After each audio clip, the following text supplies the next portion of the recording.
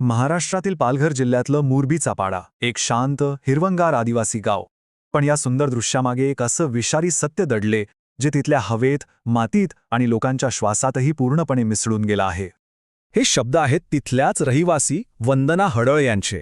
त्यांचं हे एकच वाक्य या समस्येची दाहकता आपल्यापर्यंत पोहोचवण्यासाठी पुरेसं आहे. आणि हे फक्त एका व्यक्तीचं दुःख नाहीये, तर तिथल्या अख्ख्या समाजाची हीच व्यथा आहे. मग प्रश्न पडतो की असं का होतंय? आणि याच प्रश्नाचं उत्तर आपल्याला एका अशा उद्योगाकडे घेऊन जातं जो कचऱ्यातून पैसे तर बनवतोय, पण त्याची किंमत तिथले लोक आणि पर्यावरण आपल्या आरोग्याने चुकवत आहेत. तर मग या समस्येच्या खोलात जाण्यापूर्वी आपण आधी तिथली परिस्थिती काय आहे ते समजून घेऊया.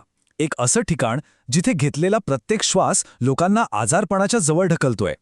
जरा विचार करून बघा, रोज सकाळी उठल्यावर घरादारावर, कपड्यांवर इतकंच काय तर जेवणाच्या ताटावर सुद्धा काजळीचा थर.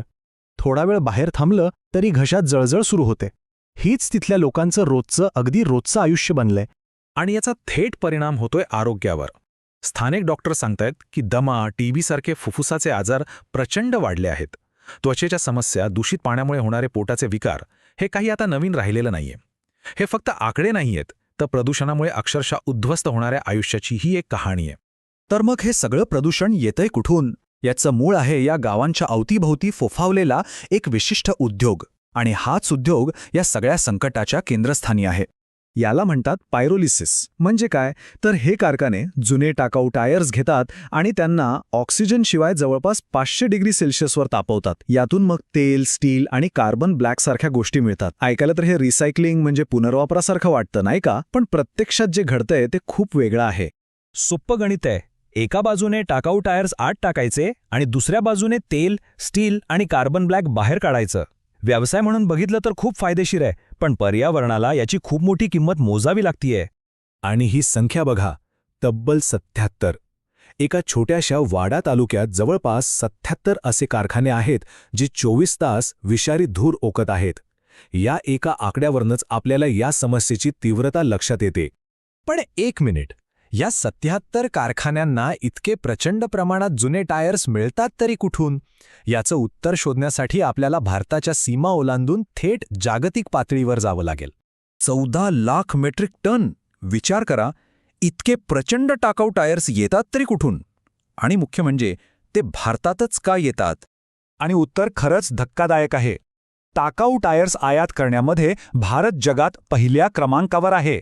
हो, तब्बल 93 देशांमधून आपल्याकडे जुने टायर्स येतात. UK, अमेरिका, युरोपातले मोठे देश त्यांचे जुने टायर्स भारतात पाठवतात, कारण इथे त्यावर प्रक्रिया करण्याचे नियम खूपच सोपे किंवा म्हणा की शिथिल आहेत.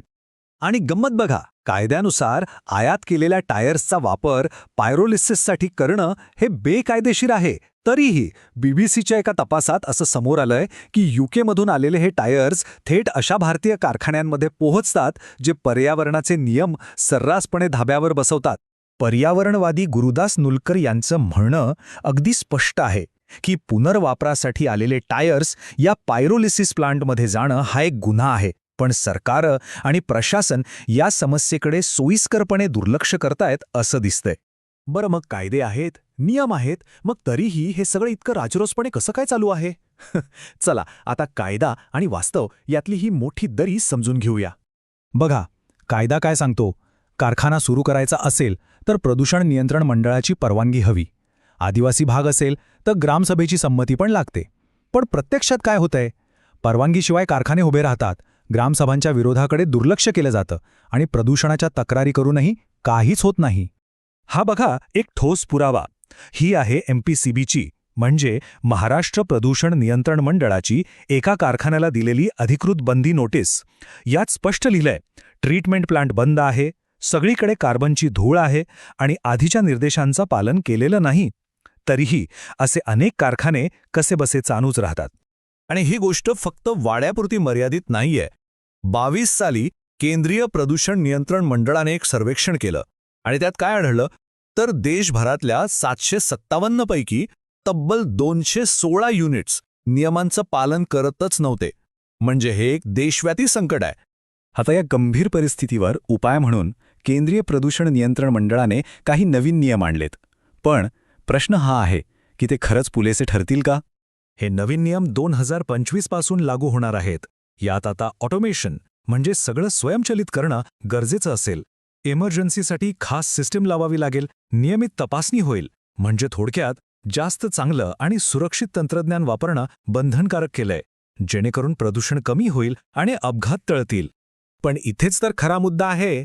नवीन नियम उत्तम तंत्रज्ञानाची मागणी करतायत हे ठीक आहे, पण जेव्हा आधीपासून अस्तित्वात असलेल्या कायद्यांकडेच दुर्लक्ष केलं जातंय, तेव्हा फक्त नवीन तंत्रज्ञान आणून काय फरक पडणार आहे?